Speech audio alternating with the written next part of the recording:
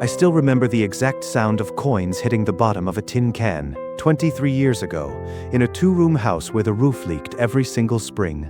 My name is Daniel. This is not really a story about money. It's a story about what happens when the person you saved forgets she was ever drowning. Our parents died in a car accident when I was 14. My sister Claire was only 6. In one afternoon, I stopped being a kid brother and became her father, her mother, and her whole family, all at once. I dropped out of school in the 9th grade. Nobody forced me to, I just did the math. A 6-year-old needs lunch money. A 6-year-old needs someone to sign her permission slips. She didn't need a big brother with a diploma. She needed a big brother who showed up. I worked construction by day and washed dishes at a diner by night. I told Claire I worked office hours. She believed me for years. I wanted her to believe the world was softer than it actually was. There were nights I'd get home at midnight smelling like grease and sawdust, and Claire would already be asleep with her homework still spread across the kitchen table. I'd sit down, check every answer, and fix what needed fixing before she woke up. She never knew. She just thought she was good at math. Maybe she was.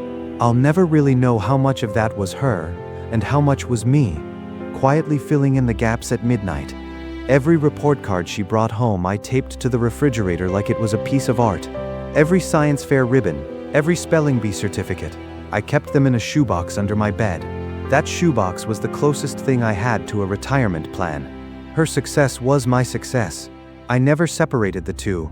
When she got into college, I sold my truck. When she needed a laptop for her engineering program, I picked up a second weekend job at a warehouse. When her sorority dues came due, yes, I paid those too, even though I didn't understand why they mattered. I just knew they mattered to her. I never told her how close we came to losing the house. Twice. I never told her about the nights I ate crackers for dinner, so she could have a real meal during finals week. Some sacrifices aren't meant to be seen. I believed that then. I still believe it now. She graduated top of her class, then business school, then a job at a firm downtown that paid more in a month than I made in a year swinging a hammer. I sat in the back row at every ceremony, in my one good shirt, clapping until my hands hurt. For a while she called every Sunday. Then it became every other Sunday. Then holidays only. I told myself people get busy. I told myself success takes time. I told myself a lot of things. 5 years passed. Claire built a company. Her company got bought by a bigger company. Suddenly she wasn't just successful. She was the kind of successful that gets written about in magazines. She moved into a glass house on a hill I could see from the bus stop. I was proud. I want to be clear about that. I was never jealous of her. Not once. I just missed her. Last month she sent an invitation. Cream-colored envelope, gold lettering.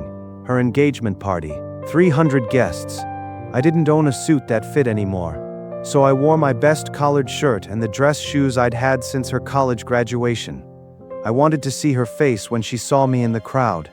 I found her near the fountain, surrounded by people I didn't recognize. I said her name. She turned around. And for 1 second, before she remembered to perform, I saw something flicker across her face. Not joy.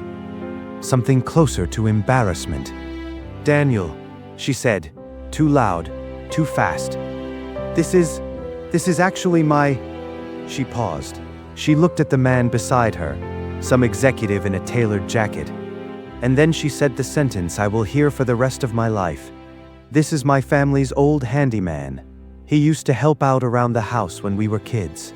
The crowd laughed politely and moved on. Nobody knew what those words actually cost. I stood there in my collared shirt and my old dress shoes, and I said, nothing. Not one word. A member of the catering staff walked me to the gate. I didn't argue. What was there to argue? I want you to understand something before I go further. I didn't leave angry. I left quiet. There's a difference. Anger burns hot and fades. Quiet just sits in your chest. It doesn't go anywhere. Before I walked out, I set a folder on the gift table, next to boxes wrapped in ribbon I couldn't afford. Inside that folder was something I'd been carrying in my glove compartment for 3 years. Something I never planned to give her this soon. It was the deed to the house. Our house. The one I'd rebuilt board by board after our parents died. 6 months ago, a doctor told me something I hadn't told anyone. Not Claire, not a single soul. My heart isn't what it used to be. There's a word for my condition that I still have trouble saying out loud. So I did the only thing that made sense to me. I signed everything over to her. The house. The small savings account I'd built for 30 years, one paycheck at a time. Every dollar I had would go to Claire the moment I was gone. I never wanted a thank you for it. I just wanted her taken care of, the way I'd always taken care of her. I didn't put a note in that folder explaining any of it. I just left. 3 days later, my phone rang at 11 at night. It was Claire. Her voice was shaking in a way I hadn't heard since she was 6 years old, crying in a hospital hallway. "Daniel," she said, "I read it. I read all of it. Why didn't you tell me?" I didn't have a clever answer. I just said, "Because you needed a big brother, Claire, not a bill." She showed up at my apartment 40 minutes later, still in her engagement dress, mascara running down her face like rain on a window. She didn't say sorry right away. She just stood in my doorway and looked at me. Really looked. The way she used to when she was small and scared of thunderstorms.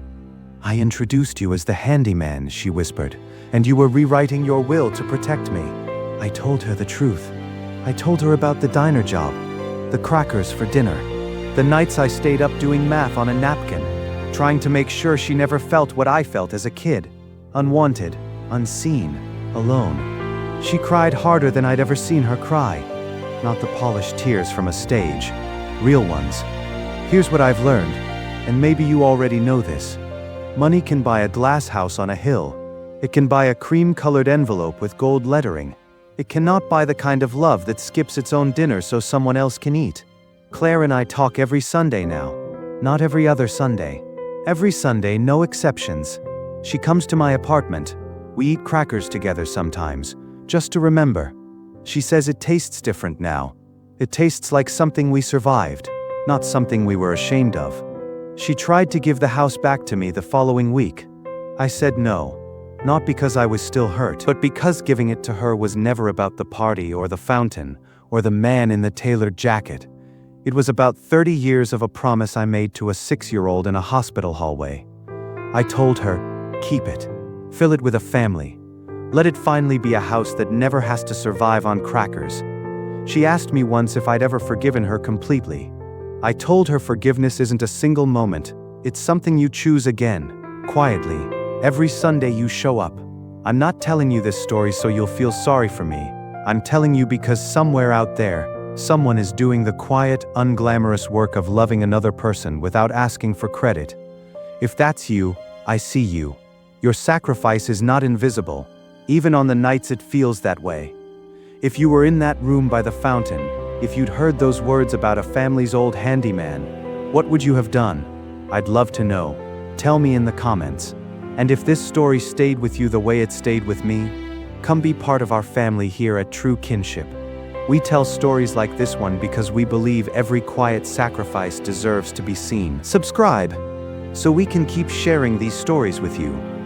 Stories about the people who give everything and ask for nothing in return.